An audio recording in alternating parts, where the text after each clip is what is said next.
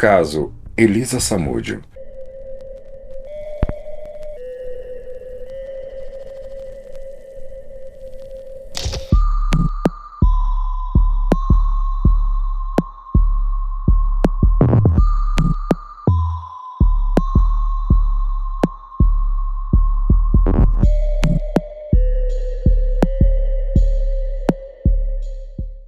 O caso Elisa Samúdio refere-se aos acontecimentos que envolveram o desaparecimento e morte da modelo e atriz Elisa Silva Samúdio.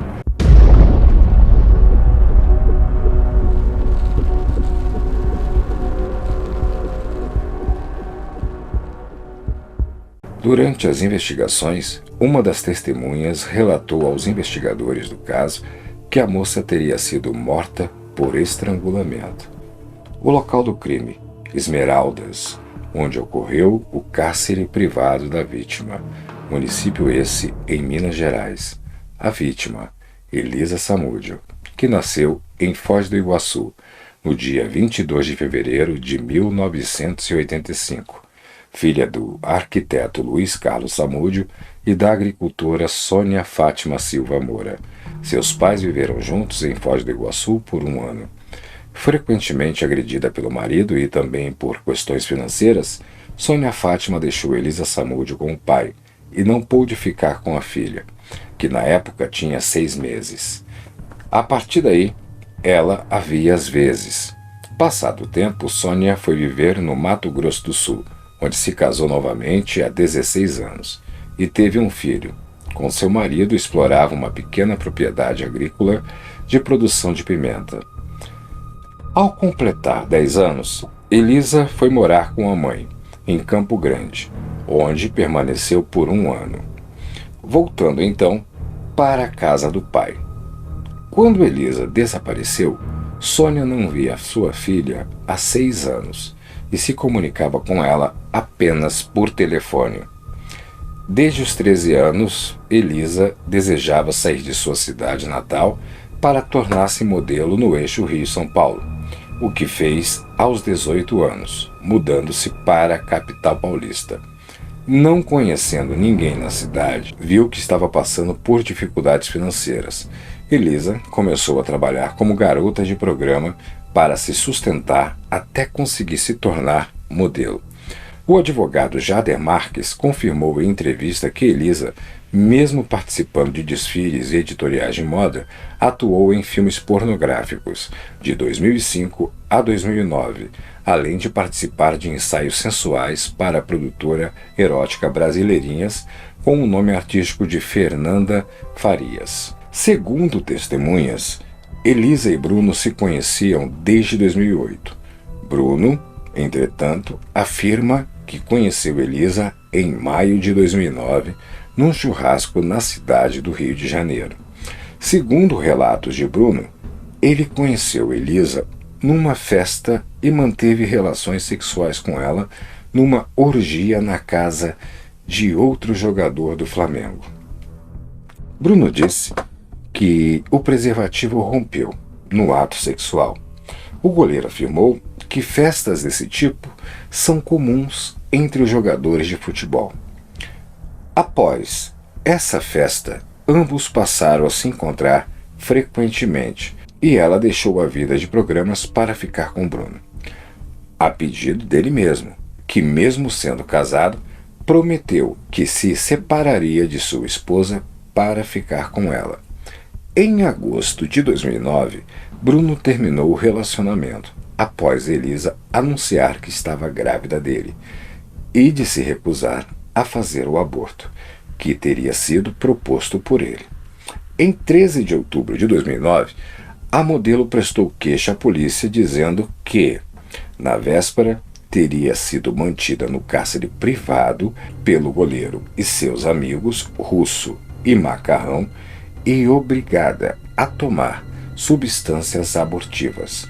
Também acusou-os de terem a espancado e ainda disse que teve uma arma apontada em sua cabeça pelo próprio Bruno. O Instituto Médico Legal do Rio de Janeiro e a polícia somente concluíram os exames periciais em julho de 2010, quando o desaparecimento da modelo já era tratado como homicídio. Proibido pela delegada Maria Malê, da Delegacia Especializada de Atendimento à Mulher, de Jacarepaguá, de se aproximar da modelo por menos de 300 metros, o goleiro divulgou uma nota na qual negava a agressão. Abre aspas. Não é a primeira vez que ela inventa esse monte de mentiras para tentar me prejudicar.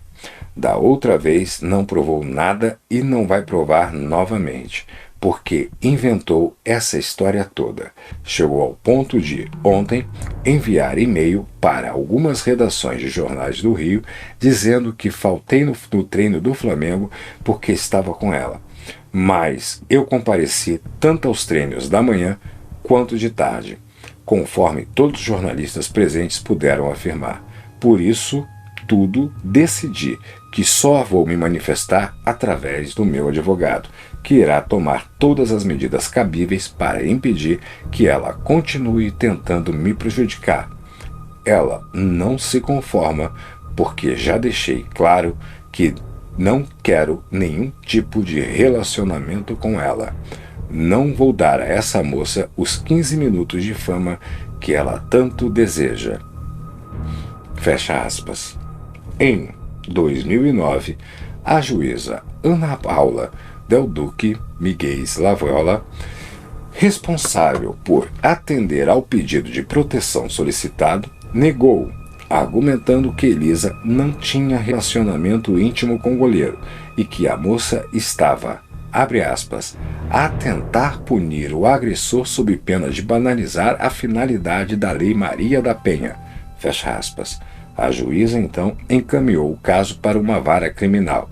Em sua decisão, asseverou que a Lei Maria da Penha, abre aspas, tem como meta a proteção da família, seja ela proveniente de união estável ou do casamento, bem como objetivo a proteção da mulher na relação afetiva, e não a relação puramente de caráter eventual e sexual, fecha aspas. Não considerou a condição de Elisa grávida de 5 meses. O bebê nasceu em 10 de fevereiro de 2010 na cidade de São Paulo, quando Elisa estava morando na casa de uma amiga desde a descoberta da gravidez. Bruno recusou-se a reconhecer a paternidade, pois não mantinha um compromisso sério com ela, além de não saber se ela tinha outros relacionamentos enquanto estava com ele, e também devido ao seu passado como prostituta, acusando-a de querer dar o golpe da barriga, por ele ter dinheiro. Elisa ingressou então com uma ação de reconhecimento de paternidade, depois de chegar a morar com um filho na capital fluminense, em hotéis pagos por Bruno. Ela passou a exigir pensão para o filho e o denunciou por agressão, o que trouxe complicações na carreira de Bruno, por ele ter sido indiciado. Enfurecido com a ex-amante, ele prometeu vingança. Em comunicado divulgado em 2 de julho, a polícia finalmente revela os encaminhamentos ao exame toxicológico que a vítima fez quando prestou queixa informando que haveria tomado à força substâncias abortivas. Abre aspas. O Departamento Geral de Polícia Técnico-Científica da Polícia Civil do Rio de Janeiro informa que foi encontrado um grupamento de substâncias consideradas abortivas na urina de Elisa Samúdio.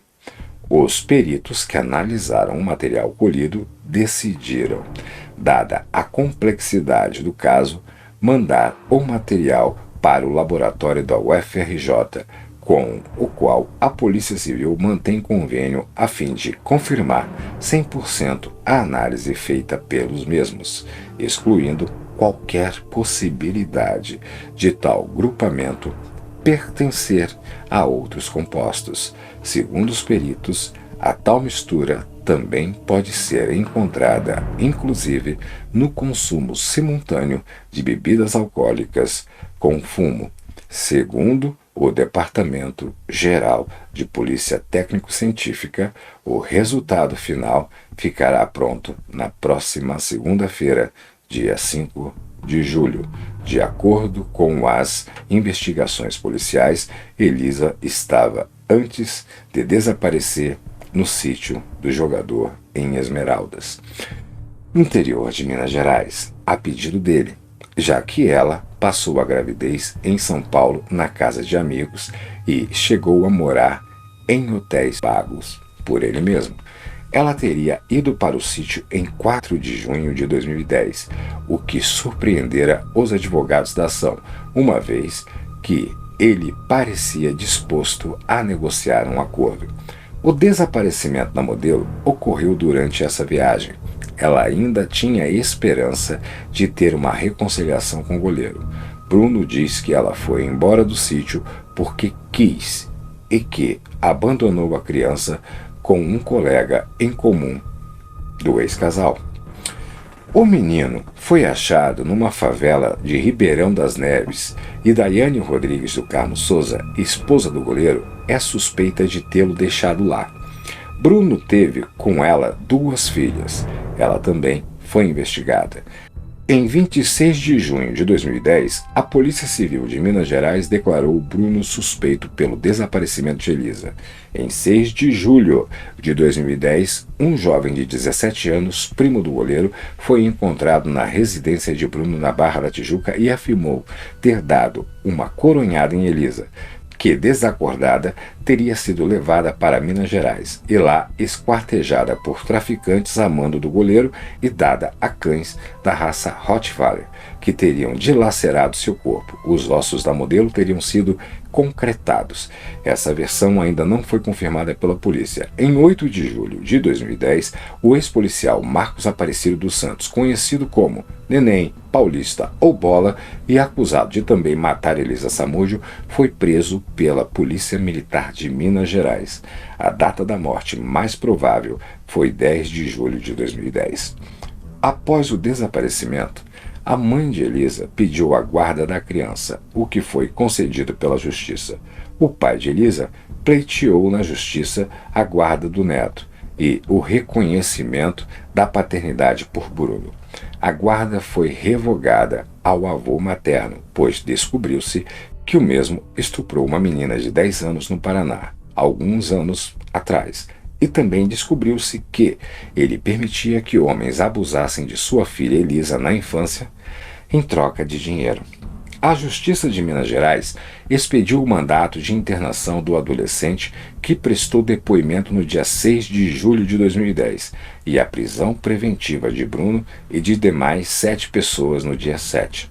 A Justiça do Rio de Janeiro também havia expedido a prisão preventiva de Bruno e Luiz Henrique Romão, conhecido como Macarrão, pelo sequestro e cárcere privado de Elisa, ocorrido em outubro de 2009. Bruno e Macarrão se entregaram à polícia do Rio de Janeiro e foram levados para Polinter do Averaí, sendo transferidos ao complexo penitenciário de Jericinó, em Bangu. A 38ª Vara Criminal do Rio atendeu ao pedido da Polícia Mineira e determinou a transferência de ambos para Minas Gerais. O julgamento de Bruno Fernandes, Luiz Henrique Romão, Marcos Aparecido dos Santos, Daiane Rodrigues do Carmo Souza, Fernanda Gomes de Castro, Elenilson Vitor da Silva e o Emerson Marques de Souza, acusados de crimes diversos, foi iniciado em Contagem, Minas Gerais, em 19 de novembro de 2012, mais de 2 anos após o desaparecimento de Elisa. Marixa Fabiane Lopes Rodrigues foi a juíza. O caso foi a júri popular, composto de 6 mulheres e 1 homem, 7 de um total de 25 chamados inicialmente.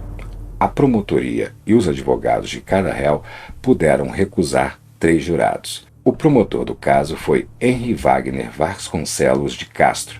Entre os advogados de defesa estavam, no primeiro dia de julgamento, Rui Caldas Pimenta, advogado de Bruno, e Francisco Semin, advogado de Daiane e Bruno, Fernando Magalhães, Zanoni Oliveira Júnior e Érico Quaresma, advogados de Marcos dos Santos, Leonardo Diniz, advogado de Macarrão, Carla Silene, advogada de Fernanda, Frederico Franco, advogado de Elenilson, e Paulo Sávio Cunha Guimarães, advogado de Emerson. Antes do início do julgamento, a juíza do caso estabeleceu que nenhum lugar da plateia seria oferecido a populares da região de Contagem e que ela seria destinada a parentes dos envolvidos no caso, jornalistas e estudantes de direito. O julgamento também não foi transmitido ao vivo. Logo no primeiro dia, houve discordância entre advogados de defesa de Marcos Aparecido dos Santos e a juíza. Eles questionaram alguns prazos de defesa estabelecidos pela mesma e abandonaram o julgamento. O réu recusou a indicação de um defensor público e acabou-se por desmembrar o julgamento deste. Érico Quaresma, um dos advogados de Marcos dos Santos, afirmou que não trabalharia em um julgamento onde, abre aspas, a defesa é cerceada, fecha aspas. No segundo dia, o goleiro Bruno pediu a destituição de seus advogados de defesa, Rui Pimenta e Francisco Sinim. A juíza Mariska Fabiani negou o pedido, afirmando que viu como uma, abre aspas, manobra para adiar o julgamento, fecha aspas, visto que o goleiro já havia pedido a destituição de Francisco Sinim anteriormente. Após o fato, o julgamento prosseguiu com as testemunhas de acusação. No terceiro dia, a juíza Marixa Fabiana decidiu adiar o julgamento de Bruno para março de 2013. Segundo ela, o adiamento foi pedido pela defesa do goleiro. O júri continuou para os outros dois réus no processo, Luiz Henrique Romão, o mais conhecido como Macarrão, e Fernanda Gomes de Castro, ex-namorada do goleiro. Ao fim, Macarrão foi condenado a 15 anos de prisão por sua participação no sequestro e assassinato de Elisa Samúdio. 8 de março de 2013, Bruno foi condenado a 17 anos e 6 meses em regime fechado por homicídio triplamente qualificado por motivo torpe, asfixia e uso de recurso que dificultou a defesa da vítima. Há outros 3 anos e 3 meses em regime aberto por sequestro e cárcere privado, e ainda mais 1 ano e 6 meses por ocultação de cadáver. Daiane foi absolvida. A criança, o filho dessa relação.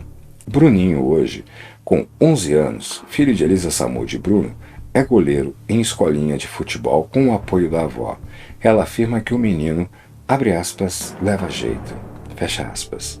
Filho do goleiro Bruno e Elisa Samúdio, Bruninho segue os passos do pai no futebol. O menino de 11 anos e mais de 1,5 m de altura treina desde os 9 anos de idade numa escolinha de futebol em Campo Grande, no Mato Grosso do Sul, onde vive com a avó materna, Sônia Silvia Moraes. Ele já coleciona títulos em campeonatos estaduais sub-12 e tem chamado a atenção de olheiros, entre eles Jaime Marcelo, ex-empresário de Bruno, que esteve com o menino e seus responsáveis em São Paulo querendo investir no futuro dele como atleta. Ele afirmou, abre aspas, desde o rompimento com Bruno, acabei estreitando os laços com a mãe de Elisa. Com isso, nasceu uma amizade forte e uma afeição pelo Bruninho. Ele tinha um torneio para disputar em São Paulo e acabamos edificando não apenas amizade, mas meu apoio ao Bruninho para um futuro como atleta. Fecha aspas. É o que ele afirma. A avó revela que Bruninho manifestou o desejo de ser goleiro quando tinha 8 anos e bem antes de saber a profissão do pai e a condenação dele pelo assassinato da mãe ocorrido em 2010.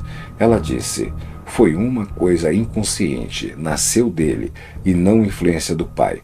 Quando ele falou que queria ser goleiro, eu levei uma escolinha para ele experimentar. No final do treino, o preparador disse que ele era um goleiro nato, que só precisava de treinamento. Ele leva jeito, tem uma altura muito boa e é extremamente apaixonado pelo que ele faz." Conta ela que só revelou para o neto sobre a morte da filha e a condenação do pai, que foi condenado a 22 anos e 3 meses de prisão pelo homicídio triplamente qualificado e cumpre pena em regime semiaberto recentemente. Triste isso. Bruninho não tem contato com o pai e nem quer conhecê-lo. A habilidade de Bruninho na trave fez com que o menino conseguisse uma bolsa integral de estudo e a vaga de atleta na escola. Ele conta com um treinador de goleiro e um personal concilia os treinos com o estudo e o karatê, no qual ele é faixa azul. A avó acompanha o neto em todas as disputas. Abre aspas, "Se eu pudesse escolher, não gostaria que ele fosse jogador de futebol, mas é a escolha dele, é a paixão dele, é a vida dele. Demorei um tempo para aceitar isso." Fecha aspas. Atualmente, o goleiro Bruno está em liberdade e sem conseguir voltar aos campos. Em todos os times que tentou ingressar, sofreu protestos por parte de entidades em defesa da mulher. Em diversas entrevistas, ele garante que foi punido injustamente, que não cometeu o crime e dá a entender que Elisa estava chantageando outras pessoas perigosas do convívio dele e que tudo foi simplesmente uma queima de arquivo. Queima de arquivo essa que fez com que ele ficasse em silêncio e não se manifestasse em todo julgamento por temer pela própria vida. Em outras palavras, ele preferiu ser condenado a ser considerado um assassino e ter que revelar os verdadeiros assassinos e suas reais motivações. Vamos analisar esse crime.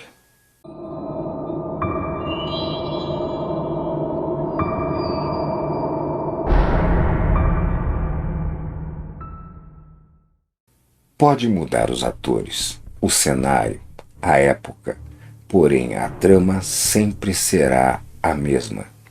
Mulheres sendo mortas por homens. Não que ao contrário isso também não aconteça. Mulheres também matam homens, mas numericamente a diferença é incontestável. Esse crime ou se encaixa na linha do feminicídio conforme os autos do processo e a condenação, ou realmente houve a teoria conspiratória que o próprio Bruno dá margem. Afinal de contas, uma pensão alimentícia e o reconhecimento de paternidade sairiam muito mais proveitosos para Bruno do que o risco assumido pelo assassinato. Por outro lado, a empáfia, a síndrome do pequeno poder, teriam dado a Bruno a sensação de impunidade?